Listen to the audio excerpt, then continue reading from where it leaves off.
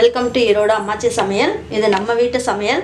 இன்றைக்கி நம்ம பார்க்க போகிறது முஸ்லீம் மட்டன் பிரியாணி. ஆம்பூர்லலாம் செய்வாங்க இல்லைங்களா, அந்த மாதிரி மட்டன் பிரியாணி நான் இன்றைக்கி உங்களுக்கு ரொம்ப ஈஸியாக எப்படி செய்யலான்றதை சொல்கிறேங்க. நம்மளோட சேனலில் சப்ஸ்கிரைப் பண்ணாதவங்க சப்ஸ்கிரைப் பண்ணிக்கோங்க. சமையல் குறிப்புக்கள்லாம் உடனே உங்களுக்கு வேணும்னு நினச்சிங்கன்னா பக்கத்தில் இருக்க பெல் பட்டனை அழுத்தி வச்சுக்கோங்க. 20 மிளகாய் எடுத்திருக்கேன் நான். இது நல்லா காரமாக இருக்கும். இப்போ இதை வந்து நல்லா சுடுதண்ணியில் போட்டிருக்கேன். நல்லா அமுக்கி விட்டுறலாம். கொஞ்சம் ஒரு 5 நிமிஷம் இது ஊறட்டும். பாருங்கள், நான் 100 கிராம் பூண்டை வந்து உரித்து வச்சுருக்கேன். வேணும்னா 1 ஸ்பூன் மட்டும் தண்ணி ஊற்றி நல்லா நைஸாக அரைச்சிருங்க. நல்லா நைஸாக ஆகிடுச்சு. இப்போ நம்ம இந்த ஒரு பாத்திரத்தில் எடுத்து வச்சுக்கலாங்க. இதை நல்லா நைஸாக அரைச்சிக்கலாம். சப்போஸ் உங்களுக்கு வந்து தண்ணி பத்தலைன்னா 1 ஸ்பூன் மட்டும் ஆட் பண்ணிக்கோங்க. பாருங்கள், நான் 100 கிராம் இஞ்சியை நான் நல்லா அரைச்சிட்டேன். இப்போ நம்ம இதை ஒரு பாத்திரத்தில் எடுத்து வச்சிடலாம். பாருங்கள், இப்போ வந்து இந்த மிளகாய் வந்து நல்லா ஊறிடுச்சு. இப்போ நம்ம இந்த மிளகாவை இதில் போட்டு நல்லா நைஸாக அரைச்சிடலாம். இங்கே பாருங்கள், நல்லா நைஸ் ஆகிடுச்சு. இப்போ நம்ம இதை எடுத்து வச்சுக்கலாம். இப்போ நம்ம எப்படி பிரியாணி செய்யலான்னு பார்க்கலாங்க. பாருங்கள், 1.25 கிலோ மட்டனை நான் வாங்கிட்டு வந்து நல்லா கழுவி வச்சுருக்கேன். நல்லா பெரிய பெரிய பீஸாகவே போட்டிருக்கேன். பாருங்கள், 1/2 டம்ளர் தண்ணியை நான் சுட வச்சு சுடுதண்ணியே ஊற்றுறேன். நான் இந்த மட்டனுக்கு தகுந்த உப்பு மட்டும் கொஞ்சமாக போட்டுக்கலாம். கொஞ்சமாக மஞ்சள் தூள் ஒரு 1/4 ஸ்பூனோட கம்மியாக போட்டுக்கலாம். நம்ம போட்டுட்டு 2 விசில் மட்டும் வச்சு எடுத்துடலாங்க.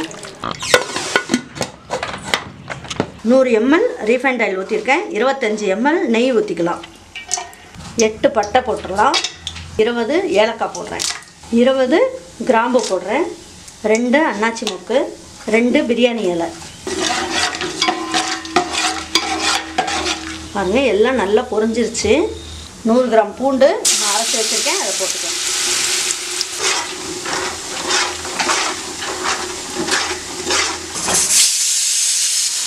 பாருங்க, 2 விசில் வந்துருச்சு. மட்டன் நல்லா வெந்திருக்கும். ஆஃப் பண்ணிடலாம். பூண்டு போட்டு வணக்கும் போது கொஞ்சம் அடிப்பிடிக்கிற மாதிரி இருக்கும். கொஞ்சம் நல்லா கிளறி விட்டுருங்க.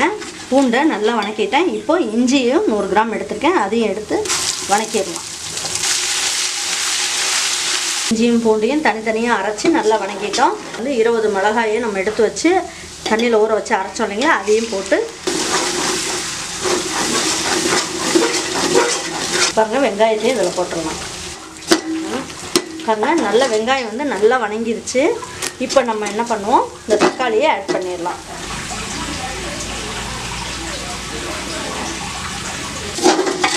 இந்த அளவுக்கு நம்ம வந்து உப்பு போட்டுக்கலாம். ஒரு கைப்பிடி அளவுக்கு புதினா போட்டுக்கலாம். ஒரு கைப்பிடி அளவுக்கு கொத்தமல்லி போட்டுக்கலாம்.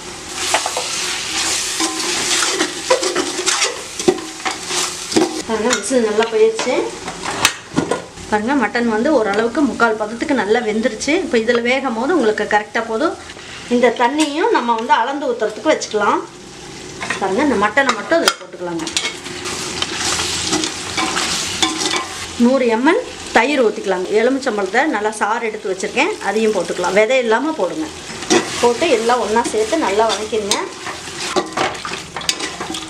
நம்ம வந்து 1 கிலோ அரிசிக்கு 4 டம்ளர், இதில் 4 டம்ளர் வருதுங்க 1 கிலோ அரிசி.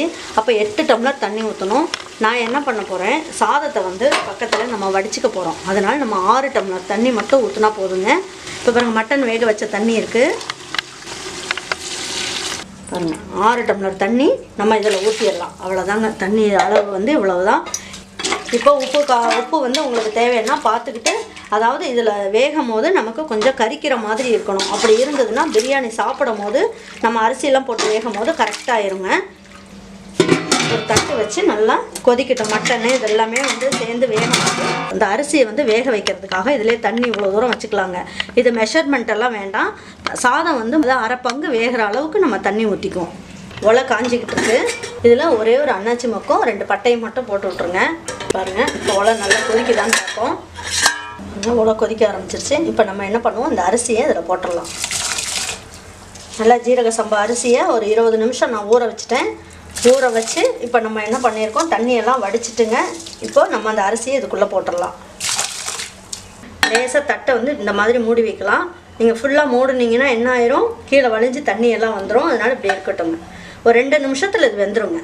பாருங்கள், நான் லேசாக தட்டை இப்படி வந்து மூடி வச்சுருக்கேன். பாருங்கள், எடுத்தோம்னா இப்போ எந்த அளவுக்கு இருக்குன்னு பாருங்கள்.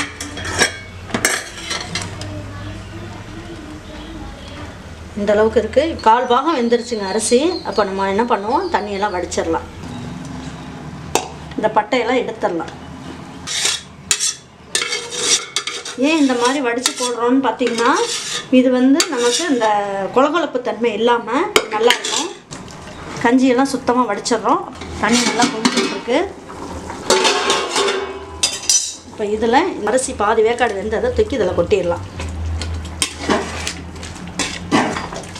பாருங்கள், நல்லா ஒரு கிளறி விட்டுட்டு நம்ம தட்டை வச்சு நல்லா மூடி வச்சிடலாம். இப்போ நம்ம இந்த தண்ணி வடித்த தண்ணி அதை இதில் ஊற்றிடலாம். ஊற்றிட்டு இந்த மாதிரி ஒரு கல் எடுத்து இதில் போட்டுட்டோம்னா நமக்கு வந்து தம் ரொம்ப நல்லாயிருக்கும். இது ஒரு 2 நிமிஷம் அதிலே வேகட்டும். அந்த அரிசி வந்து நல்லா புழுங்கி வேகும் போது நல்லா சாஃப்டாக கிடைக்கும் நமக்கு. பாருங்கள், இது வந்து ஒரு 3 நிமிஷம் ஆயிடுச்சு. நல்லா கொதிச்சுக்கிட்டு இருக்கு. சாதத்தை நல்லா கிளறி விடலாம் ஒரு வாட்டி. இப்போ நம்ம ஒரு வாட்டி கிளறி விட்டோம்னா தான் அடி பிடிக்காமல் நல்லாயிருக்கும். நம்ம தம் போடுறதுக்கும் நல்லா வசதியாக இருக்குங்க. இப்போ ஸ்டவ்வை ஸ்லோவாக வச்சுக்கலாம்.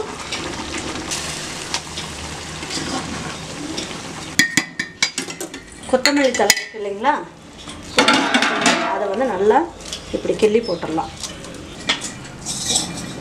இப்போ கொஞ்சம் கஞ்சியாக இருக்க மாதிரி இருக்குது. இப்போ நீங்கள் தம் போட்டிங்கன்னா எல்லாம் நல்லா ஒன்றோட ஒன்று ஒட்டாமல் ரொம்ப நல்லா வரும். ஸ்டவ்வை ஸ்லோவாக வச்சுக்கலாம். இப்போது தம் போடுறதுக்கு இந்த தண்ணி சுடு தண்ணி இருக்குது இல்லைங்களா, இதை வந்து இதில் போட்டு வச்சிடலாம். இப்போ ஸ்டவ்வையும் ஸ்லோவாக வச்சு ஒரு 5 நிமிஷம் வந்து நம்ம அப்படியே விட்டுருணுங்க. பாருங்கள், இப்போ நம்ம வந்து தம் வச்சுருக்கோம் இல்லைங்களா, இப்போ எடுத்து கீழே வச்சுட்டு நல்லா ஒன்றோட ஒன்று ஒட்டாமல் ரொம்ப நல்லா வந்திருக்கு பாருங்கள். இப்போ பாருங்கள், நல்லா சாஃப்டாக நல்லா பிரியாணி வந்து நல்லா மட்டன்லாம் நல்லா வெந்து ரொம்ப நல்லா வந்திருக்கு. இதை வந்து நம்ம ஸ்டவ் ஆஃப் பண்ணிடுவோம். ஆஃப் பண்ணிவிட்டு இப்போ தம் வைக்கிறதுக்கு என்ன பண்ணுறோம், இந்த மாதிரி தட்டை வச்சு மூடி இதை வந்து ஒரு 10 நிமிஷம் வந்து ஸ்டவ்வை ஆஃப் பண்ணிவிட்டு மூடி வச்சுருங்க. நல்லா புழுங்கி ஒன்றோட ஒன்று ஒட்டாமல் நல்லா வந்துடும் பிரியாணி நமக்கு. இப்போ எப்படி இருக்குன்னு பார்ப்போம். பிரியாணிலாம் நல்லா ஒன்றோட ஒன்று ஒட்டாமல் ரொம்ப அருமையாக நல்லா வந்திருக்கு பாருங்கள். நல்லா பொலப்பொலன்னு நல்லா வந்திருக்கு. இதே மாதிரி நீங்களும் வீட்டில் வந்து ட்ரை பண்ணி பாருங்கள். நான் வந்து எந்த கலருமே ஆட் பண்ணலை. இப்போ நம்ம இதை எப்படி பரிமாறி நம்ம சாப்பிட்லான்றதை பார்ப்போம். பாருங்கள், சூப்பரான மட்டன் பிரியாணி ரெடி ஆகிடுச்சு. நல்லா உதிரியாக நல்லா வந்திருக்கு. அதுக்கு ஒரு மட்டன் கிரேவி மாதிரியோ இல்லை ஒரு சிக்கன் கிரேவி இந்த மாதிரி வச்சுட்டு ஒரு தயிர் வெங்காயம் வச்சு ஒரு முட்டையை வந்து நடுவில் எடுத்து வச்சு நம்ம சாப்பிட்டோன்னு வச்சுக்கோங்க, அவ்வளோ அருமையாக சூப்பராக இருக்கும். இதை வந்து இனிமேல் நம்ம ஹோட்டலில் போய் நம்ம வந்து சாப்பிட்ணுன்னு அவசியம் இல்லைங்க. நம்ம வீட்லேயே தம் பிரியாணி சூப்பராக செஞ்சிடலாங்க. இதே மாதிரி நீங்கள் வீட்டில் செஞ்சு பாருங்கள். செஞ்சு பார்த்துட்டு பிடிச்சிருந்ததுன்னா லைக் பண்ணுங்கள், ஷேர் பண்ணுங்கள், சப்ஸ்கிரைப் பண்ணுங்கள், மறந்துடாமல் கமெண்ட்ஸ் பண்ணுங்கள். தேங்க்யூ ஃபார் வாட்சிங் ஈரோடு அம்மாச்சி சமையல். தேங்க்யூ.